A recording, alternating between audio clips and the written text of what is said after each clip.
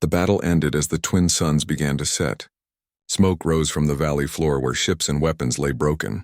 The human forces had pulled back, leaving their dead behind.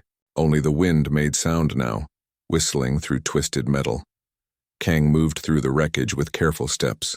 His massive blue-scaled body stretched nearly 15 meters from nose to tail tip. Despite his size, he moved quietly, his clawed feet finding solid ground among the debris. The scales on his back and wings caught the fading sunlight, shimmering like polished metal. He was searching for survivors from his flight squad. 20 Draconian warriors had entered the battle this morning. Kang had seen at least 7 fall from the sky, struck by human weapons. The others had scattered when the human reinforcements arrived. "Command, this is Flight Leader Kang." He spoke into the communication device attached to his battle harness. "Sector 4 is clear of enemy forces. Continuing search for survivors." The device at the base of his skull hummed softly. This neural scanner helped him find life signs on the battlefield. So far, it had only detected the fading signals of dying soldiers, both human and Draconian. Kang had fought in this war for 20 years. The humans of the Galactic Coalition had pushed into Draconian space, claiming planets and resources. His people had fought back, protecting their ancient territories. Neither side seemed willing to stop. As he passed the broken hull of a human dropship, his scanner picked up something unexpected. A strong, steady life sign. Kang tensed, ready for an attack. Humans often set traps, hiding among their dead or in damaged ships. The dropship had been torn open by Draconian artillery. Its metal skin was peeled back, revealing the cargo area inside. Kang approached slowly, his claws extended. He peered into the dark interior. What he found was not a trap or a wounded soldier. It was a small containment pod, somehow undamaged despite the destruction around it. Through its clear top, Kang could see a human baby sleeping peacefully. Kang stared at the infant. Why would humans bring a baby to a battlefield? It made no sense. He scanned the pod with his neural device and found something strange. The pod had no identification markers. All human military equipment had ID codes, but this pod was unmarked. In the distance, Kang heard the low rumble of engines. Human recovery ships were coming to collect their dead and salvage what they could. He had little time to decide what to do. The logical choice was to leave the infant. It was not his concern. The humans would find their young one when they arrived. Yet something felt wrong. The unmarked pod, the baby on a military ship. There was a mystery here, and Kang had learned to trust his instincts. With a quick movement, he disconnected the pod from its base and secured it to his battle harness. The baby stirred but did not wake. As the first human ships appeared on the horizon, Kang spread his massive wings. With powerful strokes, he launched himself into the air, the pod held securely against his armored chest. He climbed quickly, disappearing into the clouds before the humans could spot him. "Command, this is Flight Leader Kang," he reported, returning to base. "I have found something unexpected." The flight back to the mountain fortress took nearly an hour. Kang flew high above the clouds, where the air was thin but safe from human sensors. The baby woke during the flight, but the pod kept it warm and supplied with air. Kang could see tiny hands pressing against the clear cover, and wide eyes staring up at his scaled face. The fortress of Serakthal was hidden within the tallest mountain on the planet. Ancient Draconians had carved it from solid rock thousands of years ago, long before they had built ships to reach the stars. Its stone walls were mixed with a special mineral that blocked scans from orbit. The humans had never found it, despite years of searching. Kang landed on a wide stone platform near the top of the mountain. Guards with gleaming spears stood at attention as he folded his wings. "Flight Leader," one guard said, bowing his head. "We received your message. The council is waiting. First, I need Healer Tay," Kang replied. Immediately, the guard noticed the pod attached to Kang's harness. His yellow eyes widened. "Is that—" "Yes," Kang said. "A human infant, found on the battlefield." "Get Tay now." Healer Tay arrived quickly. She was smaller than most Draconians, with delicate green scales and quick, precise movements. She examined the pod without touching it. "How did you open this?" she asked. Kang showed her the control panel on the side of the pod. Tay pressed several buttons and the top slid open with a soft hiss. The baby inside blinked at the sudden light and fresh air. "Male. Approximately 3 months old," Tay said as she scanned the infant with her medical device. "Healthy. No injuries." She looked up at Kang with surprise. "But there are signs of genetic modification." "Weapon?" Kang asked, his voice low. No, Tay replied. Not the kind of changes they make for soldiers. This is different, more fundamental. She continued scanning. I need to take him to my lab for a full examination. Kang nodded. I must report to the council. They will want to know why I brought a human child into our fortress. What will you tell them? Tay asked as she carefully lifted the baby from the pod. Kang watched as the infant grabbed one of Tay's clawed fingers, showing no fear of the scaled being holding him. The truth, Kang said, that I found him in an unmarked container on a military ship. That something about this feels wrong. He paused, and that I believe he may be important to understanding our enemy. The council chamber was deep within the mountain. 7 elder draconians sat on stone seats arranged in a half-circle. Their scales were dull with age, but their eyes remained sharp. They listened in silence as Kang reported his discovery. Elder Hyun, the oldest of the council, spoke first. You brought a human child into our most secret stronghold? This is unprecedented. The circumstances were unusual, Kang replied. No identification on the container. No reason for an infant to be on a military dropship. Could it be a trap? Asked Elder Day, her voice harsh. Some kind of human trick? Healer Tay found genetic modifications, Kang said. Not military enhancements. Something else. The council members exchanged glances. Elder Hyun leaned forward. If the humans discover we have taken one of their young, they will use it as reason to increase their attacks, he warned. And if this child is some kind of weapon or experiment, then better he is with us than them, Kang interrupted. I have fought humans for 20 years. I know their weapons. This child is something different. The debate continued for hours. Some council members wanted to return the baby to the humans. Others suggested studying him to learn about human weaknesses. A few even proposed more drastic measures. In the end, Elder Hyun raised his hand for silence. The child will remain here under strict conditions, he declared. He will be kept in a secure area. Only Healer Tay, Flight Leader Kang, and selected guards will have access to him. Kang, since you found him, you bear responsibility for him. Kang bowed his head in acceptance. Later that night, Kang stood in Tay's laboratory, watching as she created a suitable living space for the infant. The baby was awake, looking around with curious eyes at the strange scaled beings caring for him. What will you call him? Tay asked as she adjusted the temperature controls. Kang thought for a moment. Jin, he finally said. It means truth in the old language. Perhaps he will help us find some. As the twin moons rose over the mountain peaks, Kang remained by the sleeping infant's side. For the first time since the war began, he questioned everything he thought he knew about his enemy. Why was this child important to the humans? What were the genetic modifications for? And what would happen when the humans discovered their precious cargo was missing? Kang settled his massive body on the floor beside the makeshift crib. Whatever answers lay ahead, he had made his choice. The human child was under his protection now, and draconians protected their own. 7 years passed in the mountain fortress. Jin grew from a tiny baby into a lively boy with quick movements and curious eyes. His small room had grown too, becoming a space that fit both his human needs and his unusual life among the draconians. Kang had become Jin's teacher and parent. The massive blue dragon spent hours each day with the boy, teaching him draconian history, language, and customs. Healer Tay made sure Jin stayed healthy, creating special food and medicines suited for a human child. On this morning, Jin sat cross-legged on the stone floor of the training room. His dark hair was cut short and he wore simple clothes made from soft fabric. Across from him, Kang rested on his haunches, his long tail curled around his body. Again, Kang said, his deep voice echoing in the large room. Show me the greeting for an elder. Jin stood and bowed low, extending his arms with palms facing upward. I offer respect to one who has seen many seasons, he said in perfect draconian. The language was full of rumbling sounds and deep tones that should have been hard for a human throat to make, but Jin spoke it as if he had been born to it. Good. Kang nodded. And if you meet a warrior from another clan? Jin shifted his stance, straightening his back and bringing his right fist to his left shoulder. I acknowledge your strength and honor, he recited. Kang's scales rippled with approval. You learn quickly, little one. Faster than you expected? Jin asked with a smile. Kang tilted his massive head. The boy often seemed to know what others were thinking before they spoke. Yes, he admitted. faster than any draconian child would learn. Jin's smile faded.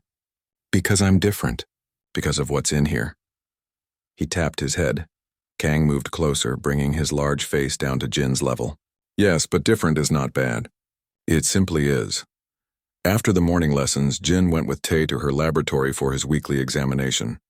These visits had become routine, but Jin never complained.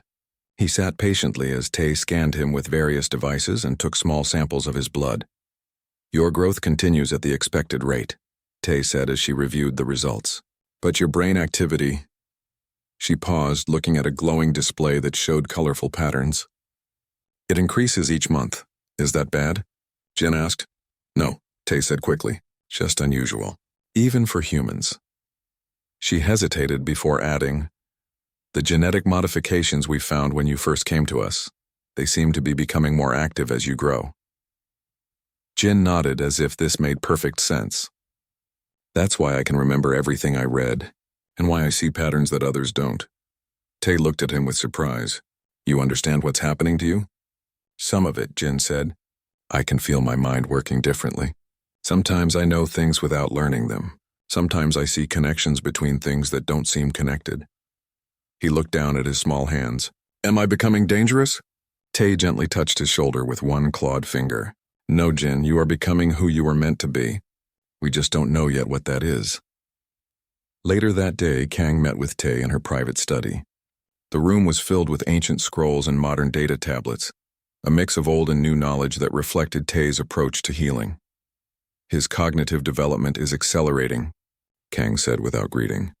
Today he solved a star navigation puzzle that would challenge our most experienced pilots. Tae nodded, displaying Jin's latest brain scans. The genetic modifications are expressing more strongly as he grows. His neural pathways are forming connections 3 times faster than a normal human child. His memory appears to be nearly perfect. Is he dangerous? Kang asked directly. Tae considered the question carefully. Not intentionally, I believe.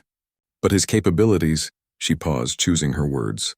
Kang, I've been studying the genetic sequences. Whoever designed Jin was trying to create something new, a human with thinking abilities that could match or exceed our best computers. A living computer, Kang said, his scales darkening with concern. More than that, Tae corrected, a being who can make intuitive leaps that no computer could, combined with calculation precision no normal human could achieve.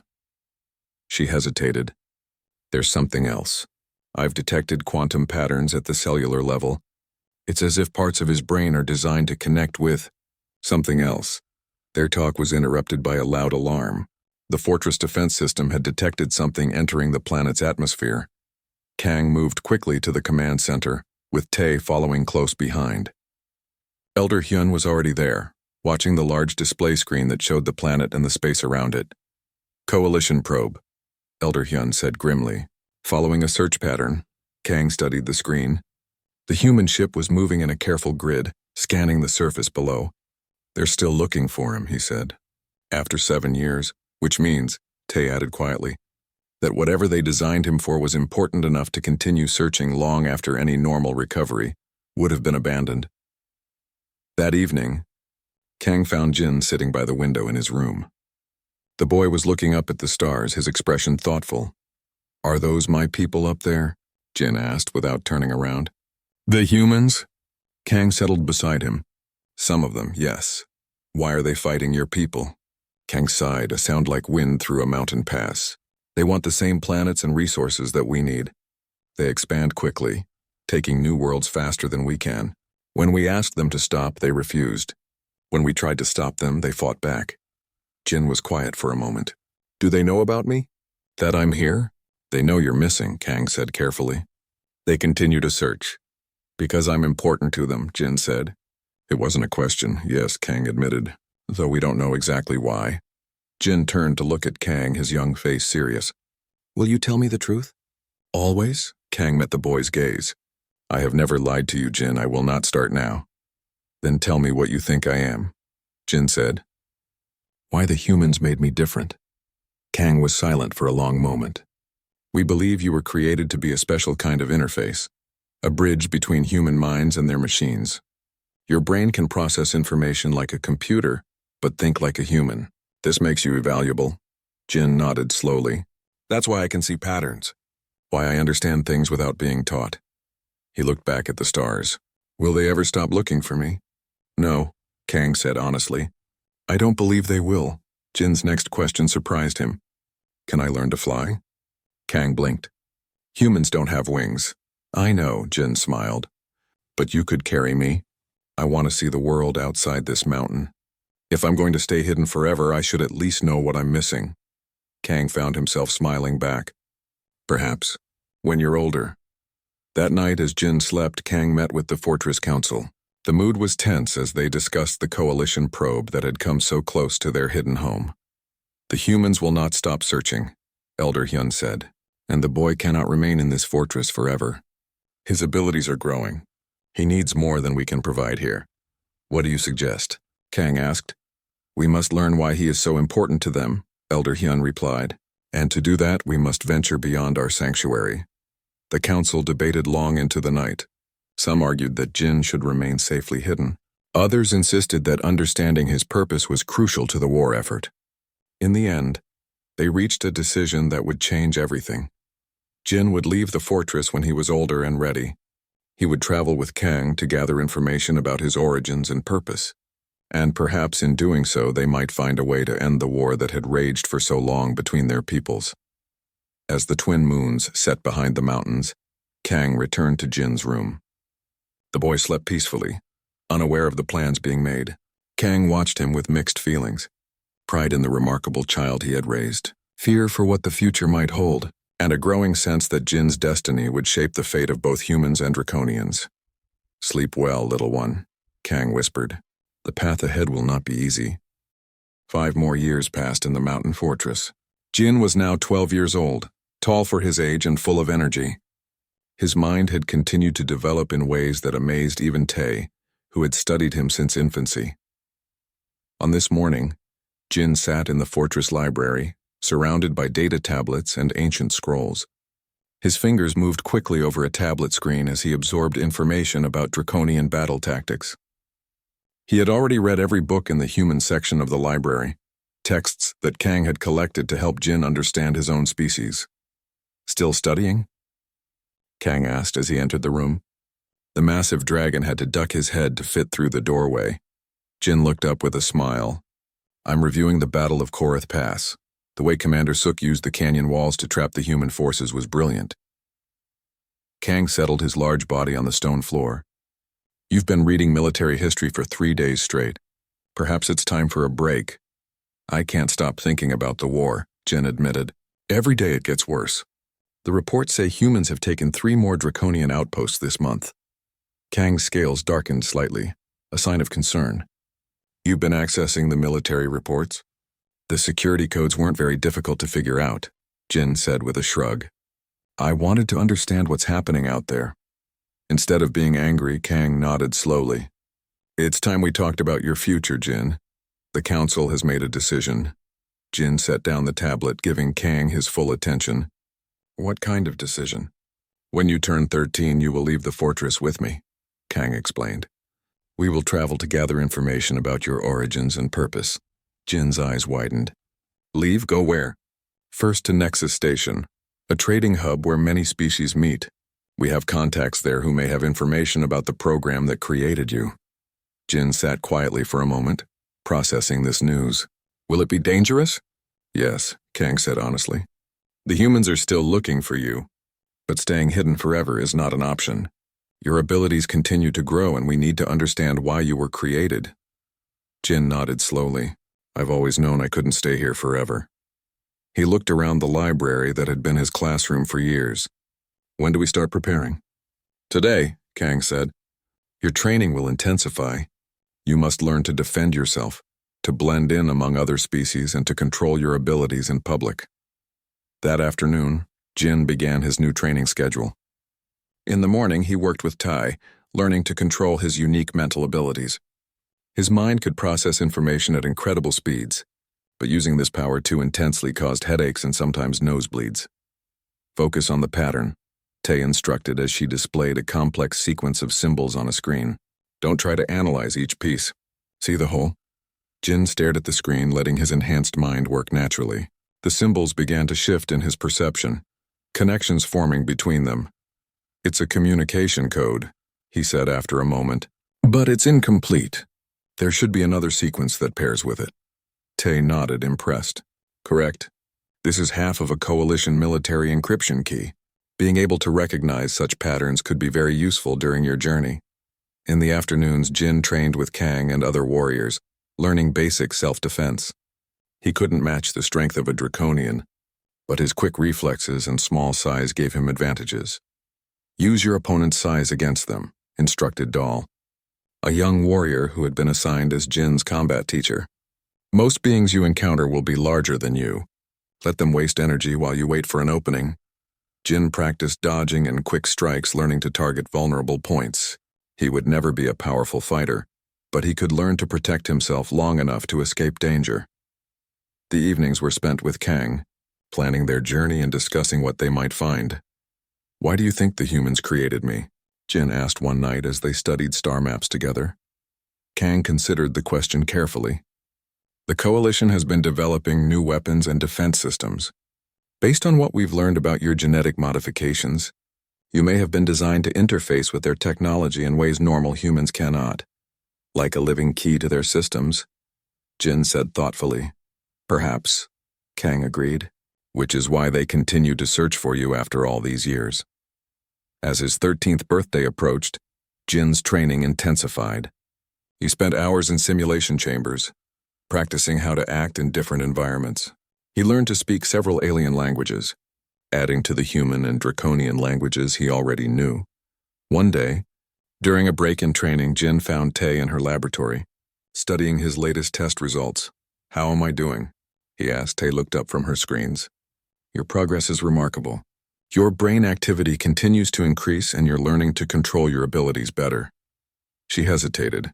"But I'm concerned about the quantum patterns in your cellular structure. They're becoming more pronounced." "What does that mean?" "I'm not certain," Tay admitted. "But I believe you were designed to connect with something, a network or system of some kind. As you grow, that connection potential is strengthening." Jin thought about this. "Could it be dangerous?" "Using your abilities too intensely causes strain," Tay said. "You've experienced the headaches and nosebleeds. If you were to attempt a full connection with whatever system you were designed for..." She didn't finish the sentence. "It could hurt me." Jin completed the thought. "Or worse," Tay nodded solemnly. "Which is why you must be careful. Control is essential." The day before Jin's 13th birthday, the fortress received troubling news. A coalition fleet had entered the system, more ships than usual for their regular patrols. Kang was called to an emergency council meeting. When he returned to Jin's quarters, his expression was grim. "The humans have increased their search efforts," he told. "Jin, they're using new scanning technology that might be able to penetrate the mountain's natural shielding." Jin felt a chill run through him. "They're getting closer to finding me." "Yes," Kang said. "The council has decided we must move up our plans. We leave tomorrow night under cover of darkness." That night, Jin couldn't sleep. He stood by his window looking at the stars and thinking about the journey ahead. For 12 years, the fortress had been his entire world. Now he would venture into the vastness of space, hunted by the very species he belonged to. A soft knock at his door interrupted his thoughts. It was Tay carrying a small metal box. "A birthday gift," she said, placing the box in his hands. "Open it." Inside was a slim silver band with a small blue stone set into it. "A neural dampener," Tay explained. "It will help you control your abilities and hide your unique brain patterns from scanners. The stone is from Kang's home region, a piece of draconian heritage to take with you." Jin slipped the band around his wrist. It adjusted automatically to fit him perfectly. "Thank you," he said, suddenly feeling emotional. "For everything. For taking care of me all these years." Tay's scales shifted in a pattern that expressed affection. "You are one of us now, Jin. No matter what you discover about your origins, remember that." The next evening, as the twin suns set behind the mountains, Jin prepared to leave the only home he had ever known. He carried a small pack with essential items and wore clothes designed to help him blend in with other species. Kang waited for him on the landing platform, already wearing his battle harness. A small seat had been added to it, secured between his massive shoulders. "Are you ready?" Kang asked as Jin approached. Jin looked back at the fortress entrance where Tay and several other Draconians had gathered to see them off. Then he turned to face the darkening sky and the stars beyond. "Yes," he said firmly. "I'm ready." As Jin climbed onto Kang's back and secured himself in the special seat, he felt both fear and excitement. The fortress had kept him safe, but it had also kept him isolated. Now he would see the galaxy, learn about his origins, and perhaps discover his true purpose. Kang spread his enormous wings and launched into the night sky. Jin held tight as they climbed higher, the air growing colder and thinner. Below them, the fortress shrank until it was just another shadow on the mountainside. Their journey had begun, and somewhere among the stars answers waited. The small ship moved silently through space. Named Whisper of Dawn, it was designed for stealth rather than combat. Its dark hull absorbed light instead of reflecting it, making it nearly invisible against the blackness of space. Inside, Jin sat beside Kang in the control room, watching as they approached Nexus Station. "Remember what we practiced," Kang said. "Keep your head down. Speak only when necessary. The neural dampener will hide your brain patterns, but we must be careful." Jin nodded, touching the silver band on his wrist. For the past 3 weeks, they had traveled through Draconian space, stopping only to refuel and gather information. Now they were about to enter neutral territory, a place where humans and Draconians and dozens of other species conducted business regardless of the ongoing war. "Will I see other humans there?" Jin asked. Though he had studied his own species extensively, he had never actually met another human. "Yes," Kang replied. "Merchants, travelers, perhaps some coalition officials. That's why you must wear the disguise." Jin touched the small devices attached behind his ears. They projected a subtle energy field that altered his appearance. To casual observers, he would look like a young Tyrellian, a species known for their pale skin and large eyes. The disguise wouldn't fool a detailed scan, but it should be enough for passing encounters. Nexus Station grew larger in the view screen. It was an enormous structure, built from the hollowed-out remains of an asteroid. Hundreds of ships of various sizes docked at its outer rings. Lights glowed from countless windows, giving the station the appearance of a small city floating in space. "Nexus control to approaching vessel."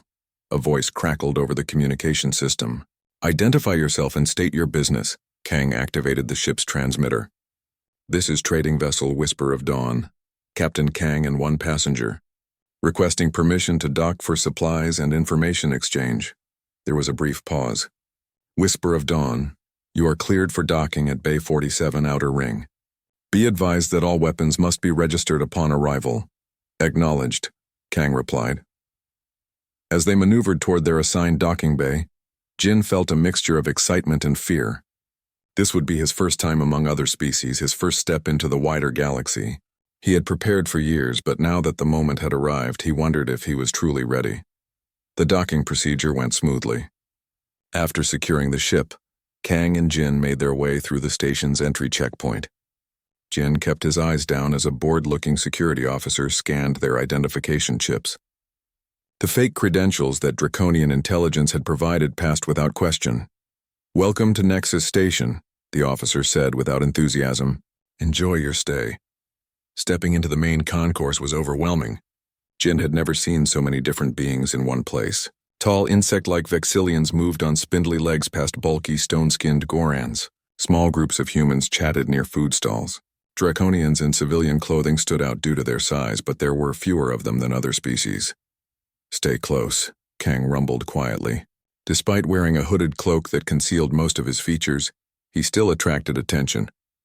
Few Draconians were as large as Kang, and his battle scars marked him as a warrior even in civilian clothes. They moved through the crowded corridors, heading for the lower levels where their contact waited. Jin tried not to stare at everything around him, but it was difficult. The sights, sounds, and smells were far more intense than any simulation he had trained in. As they passed a group of human merchants, Jin felt a strange sensation, a pull, as if something was tugging at his mind. He stumbled slightly, and Kang steadied him with a clawed hand. "What's wrong?" Kang asked quietly. "I don't know," Jin whispered. "I felt something, like a signal calling to me." Kang's eyes narrowed. "The neural dampener should block such things." Is it functioning properly? Jin checked the band on his wrist. The small light on it glowed steadily. It seems to be working. Stay alert, Kang warned.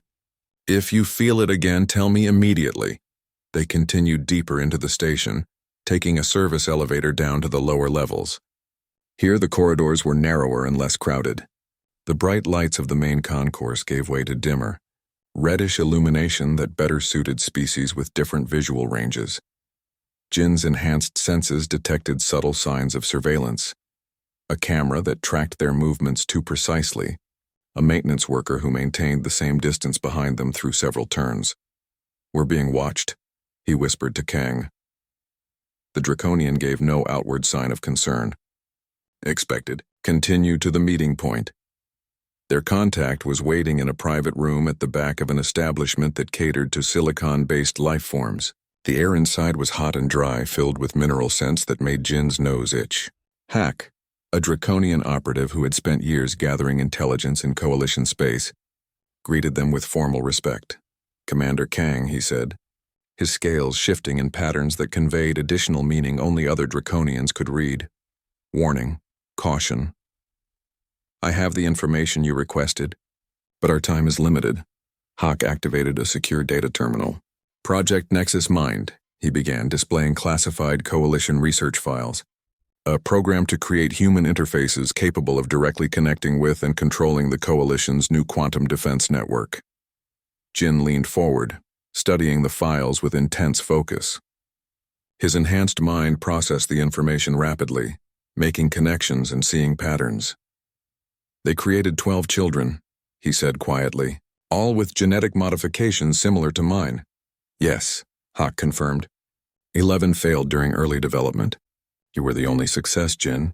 The revelation hung in the air between them. Jin's hands trembled slightly as he continued to read.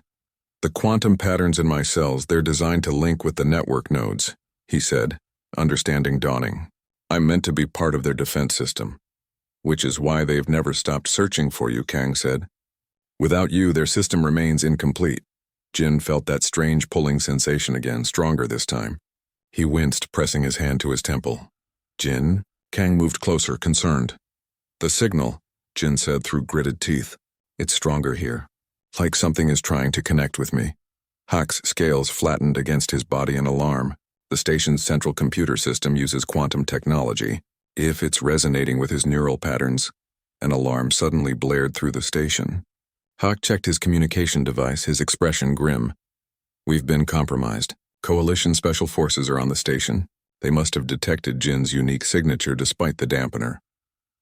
They moved quickly through service corridors, heading for the docking bay where Whisper of Dawn waited.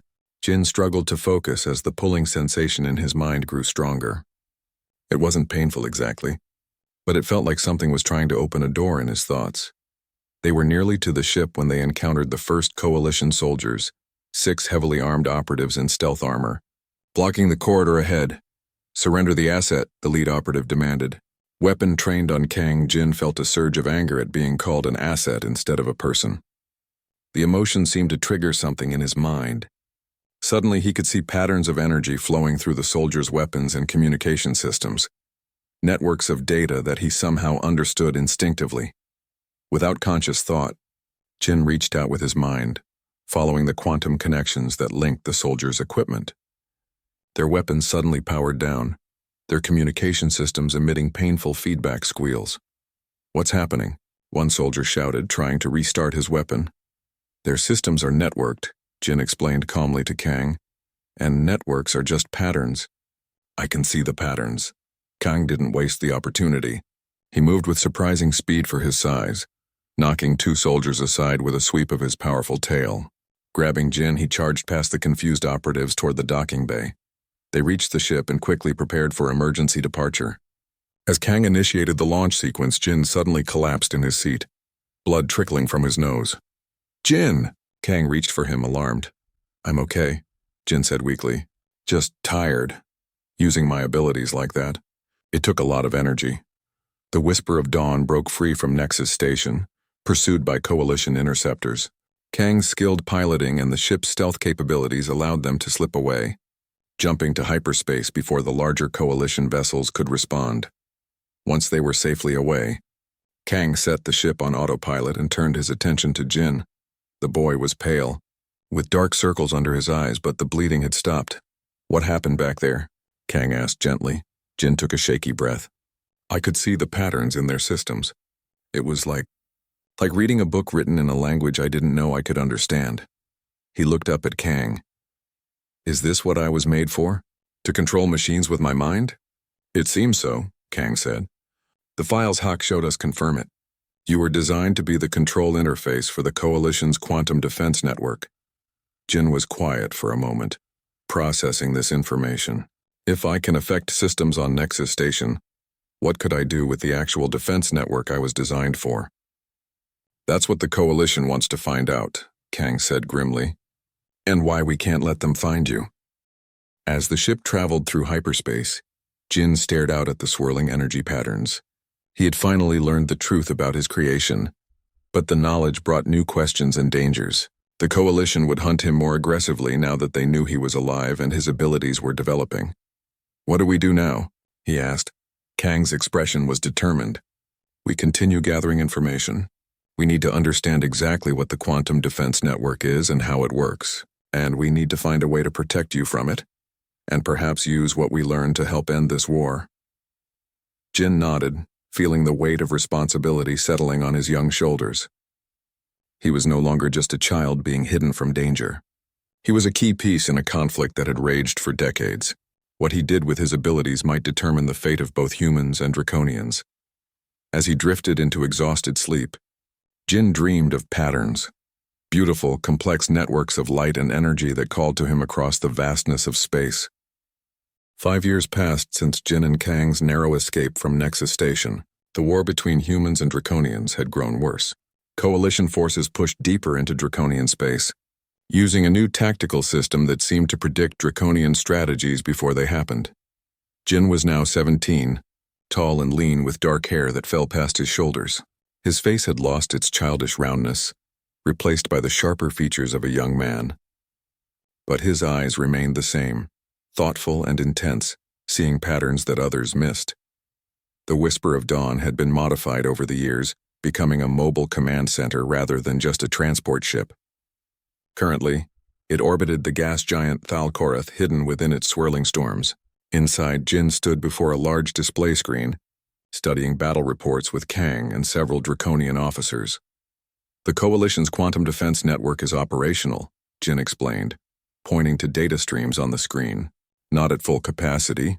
They still need a primary interface, but enough to predict standard Draconian tactics. This is how they've pushed so far into your territory." Elder Hyun, who had traveled from the mountain fortress to join them, spoke gravely. "Then we are defeated. Our forces cannot withstand much more." Jin had spent the past 5 years developing his abilities and gathering information about the quantum network. He had learned to control his mind's connection to electronic systems, though using his powers still caused physical strain. More importantly, he had discovered exactly what the Coalition had designed him to do. "There is another option," Jin said quietly. All eyes turned to him. "I can interface with their network. Not just temporarily, as I did on Nexus Station, but completely. I can become what I was designed to be, but on our terms, not theirs." Kang rose to his full height, his voice a thunderous rumble. "No, the neural strain would kill you." "Not necessarily," said Tae, who had joined them 6 months ago. "Jin's abilities have grown. With proper preparation, he could survive the initial connection." "And then?" Kang demanded. Jin met his guardian's gaze steadily. "And then I would become part of the network. Not as they intended, a slave component, but as its master. I could end this war." The command room erupted in debate. Some officers argued that Jin's plan offered their only hope of survival. Others warned that trusting their fate to a human, even one raised among them, was too great a risk. Through it all, Kang remained silent, his ancient eyes fixed on the young man he had raised as his own. Later, alone in Jin's quarters, Kang finally spoke his mind. "You don't owe us this sacrifice," Jin smiled faintly. "Don't I? You found me in the wreckage of war. You could have left me to die or turned me over to your scientists for study. Instead, you gave me a home, a family." He gestured to the room around them, filled with both human and Draconian items, a physical representation of his unique upbringing. You taught me that choices define us more than our origins. If you do this, Kang said, you may never be able to return to a normal life. The integration with the network could be permanent. I know, Jin replied simply, but I also know that both humans and Draconians deserve better than endless war. Neither side understands the other, but I understand both. Perhaps that's why I was created, even if it wasn't what my designers intended. The plan took 3 days to prepare. Jin would need to be in close proximity to a major node of the quantum network to establish the initial connection. Intelligence reports indicated that a coalition command ship carrying a network hub was leading the next attack on a Draconian outpost. Tay worked tirelessly to prepare Jin's body for the strain of the connection. She created special drugs to protect his brain and modified his neural dampener to act as a buffer rather than a block. This will help control the flow of data, she explained, as she adjusted the silver band on his wrist. But once you're fully connected, you'll need to manage the interface yourself. Jin nodded, trying to hide his fear. Despite years of preparation, he wasn't sure if he was ready for what lay ahead. The night before the mission, Jin couldn't sleep. He stood in the observation dome of the ship, watching the swirling storms of the gas giant below. The beautiful chaos of the storm patterns reminded him of the quantum connections he would soon attempt to master. He heard the soft sound of Kang's claws on the metal floor as the Draconian joined him. Second thoughts? Kang asked. No, Jin said. Just saying goodbye, I guess, to being just me. Kang moved closer, his massive form reflected in the dome's transparent surface. You will always be you, Jin, no matter what happens tomorrow. The choices you make define you, not your abilities or your purpose. Jin turned to face his guardian. I've been thinking about that day you found me. Why did you take me? You could have left me for the humans to find. Kang was quiet for a moment. I had seen too much death that day, too much destruction. When I found you, so small, so vulnerable, yet somehow untouched by the violence around you, it felt like a sign, a chance to save something instead of destroy it. And now I might save both our peoples, Jin said softly. At great cost to yourself, Kang reminded him. Jin smiled. Some things are worth the cost. The next day, the Whisper of Dawn slipped through Coalition defense lines, its stealth systems allowing it to approach the command ship undetected. Jin sat in a specially designed chamber in the center of the ship, surrounded by equipment that would help him establish the initial connection to the quantum network. Tay checked his vital signs one last time. Your neural activity is already elevated, she noted with concern. Remember, don't try to control the entire network at once. Start with a single node and expand gradually. Jin nodded, trying to calm his racing heart. I'm ready. Kang stood nearby, his massive form somehow comforting in the small space. We will be monitoring you. If the strain becomes too great, we will break the connection. No, Jin said firmly. Once I start, you can't interrupt the process. It could damage my mind permanently. He took a deep breath. Whatever happens, let me finish what I begin, Kang reluctantly agreed. With a final nod to Tay, he left the chamber to command the ship during the dangerous mission. As the Whisper of Dawn moved into position near the Coalition command ship, Jin closed his eyes and focused his mind. Tay activated the equipment around him, and Jin felt the familiar pulling sensation, the quantum network reaching for him, recognizing the patterns in his cells that matched its own. This time, instead of resisting, Jin opened his mind to the connection. The sensation was overwhelming, like diving into an ocean of data and energy. Patterns swirled around him, through him, becoming part of him. He could see the entire Coalition fleet, every ship, every weapon system, every communication channel. On the bridge, Kang watched with growing concern as Jin's vital signs spiked dangerously. His heart rate is too high, Tay reported. Brain activity off the charts. Before they could decide whether to intervene, something unexpected happened. Throughout the Coalition fleet, weapon systems suddenly powered down. Communication channels began broadcasting the same message on all frequencies. Peace terms in perfect Draconian. He's done it, Tay whispered in awe. He's controlling the network. The Coalition commanders were thrown into confusion. Their perfect tactical predictions suddenly failed. Their ships stopped responding to commands. And everywhere, on every screen and communication device, the same message played. An offer of peace, fair terms for both sides, an end to the decades-long war. In orbit around Earth, the central hub of the quantum defense network glowed with unusual energy patterns as Jin's consciousness fully integrated with the system. He could see everything now, every ship, every soldier, every decision point in the conflict. More importantly, he could see the paths to peace. When the formal armistice was signed 3 weeks later, representatives from both species stood in uncomfortable proximity, neither trusting the other but both exhausted by decades of war. The terms were surprisingly equitable: territorial concessions on both sides, reparations for civilian casualties, and technological exchange programs to benefit both civilizations. Few knew that the true architect of the peace was neither human nor draconian, but something new, a consciousness that existed primarily within the quantum network but maintained its connection to the physical world through a special interface chamber on a neutral space station constructed specifically for that purpose. Kang visited this chamber regularly. Though Jin's physical form remained, his consciousness now existed primarily in the network, emerging only occasionally to interact with the physical world. Was it worth it? Kang asked during one such visit, watching as Jin's eyes focused briefly on him before drifting back to something only he could see. Jin smiled. I see patterns forming between our peoples. New connections. Understanding growing where there was only fear.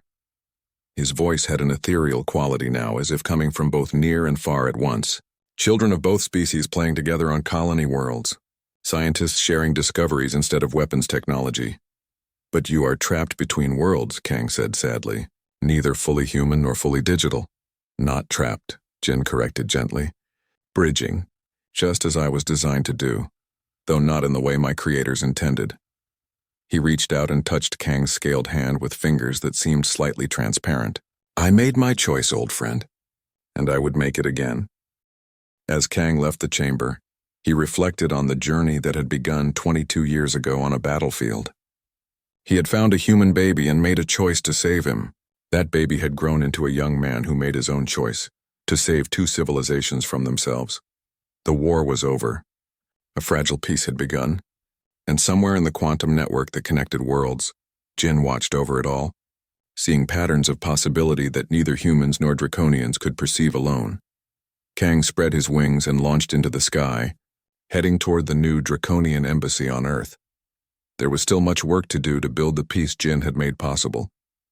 And Kang had his own role to play, telling the story of a dragon who discovered a human baby beneath the battlefield, and how that discovery changed the fate of 2 worlds.